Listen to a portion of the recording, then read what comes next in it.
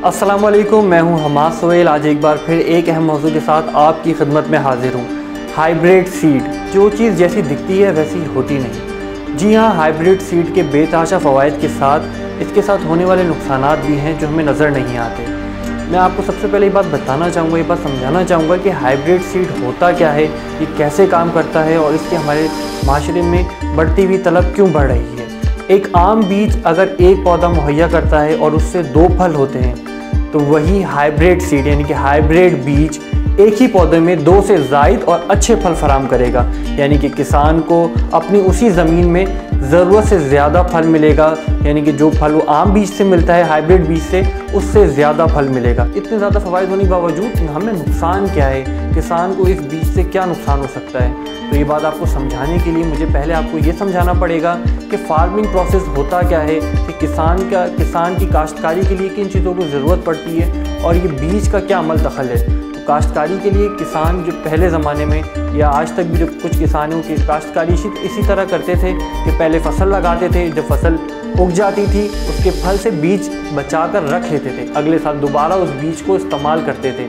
अब जबकि hybrid seed आ गया है, उस हाइब्रिड सीड से जो भी हम बीज लगाते हैं उससे जो फल आता है उसके बीज को हम सिक्योर तो कर सकते हैं, लेकिन उस बीज को जब हम दोबारा लगाएंगे तो उससे फल नहीं आएगा। जी हाँ, हाइब्रिड सीड का यही सबसे बड़ा नुकसान है कि हाइब्रिड सीड के बीज से दोबारा फल नहीं आता। तो साथ ही मैं ये बात आपको बताता चलूँ, ये बात आपको समझाता चलूँ कि हाइब्रिड बीज के फल से जब दोबारा बीज निकलेगा उस बीज से दोबारा फल नहीं आता, वो बीज ज़ाया हो जाता है। तो पहले जब किसान अपनी बीज लगाते थे तो उस आने वाली फसल का जो मुआवजा होता था, उस आने वाली फसल का जो प्रॉफिट होता था वो किसान तय करता था। लेकिन हाइब्रिड सीड में ऐसा नहीं है। हाइब्रिड सीड से आने वाली फसल का मुनाफा किसान तय नहीं करता, वो बीज तय करती है। किसान कितनी कीमत में वो बीज खरीदता है, वो कीमत उस आने वाली फसल का रेट डिसाइड करती है। अगर बीज महंगा है तो फसल भी महंगी होगी। यही इसका सबसे बड़ा ख़तरा है और यही इसका सबसे बड़ा नुकसान है। हमें इस मौजू पे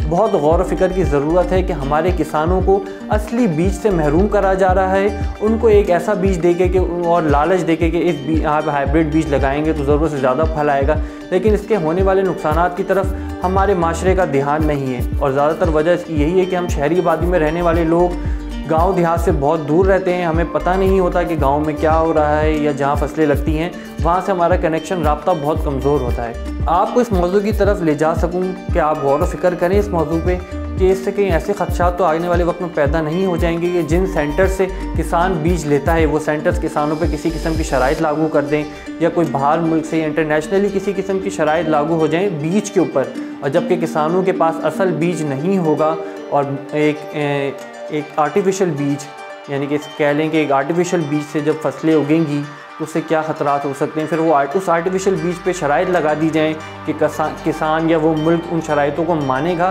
तभी उनको वो बीज मुहैया किया जाएगा। तो ये बहुत एक संगीन मौजू है। इसके आने वाले हमारे माशरे में बहुत दूरत असरात मौजूद नज़र आते हैं। रफ्ता करके किसानों के पास असली बीज ख़त्म होते जा रहे हैं और वो हाइब्रिड बीज की तरफ आते जा रहे हैं। वो अपनी क़ुव्वत उनके पास जो एक क़ुव्वत थी या उनके पास जो एक अहम चीज़ थी वो बीज ही थी कि उस नस्ल दर नस्ल उनके पास वो चलती हुई आ रही थी, जबकि वो अब एक हाइब्रिड सीड की सूरत में आके ख़त्म होती जा रही है। उम्मीद करता हूँ कि आपको मेरी बात समझ आई होगी और आप इस मौजू पर गौर व फिक्र करेंगे। फिलवक्त के लिए इतना ही। इस फ़कीर को अपनी दुआओं में याद रखिएगा। खुदा हाफिज़ व नासिर।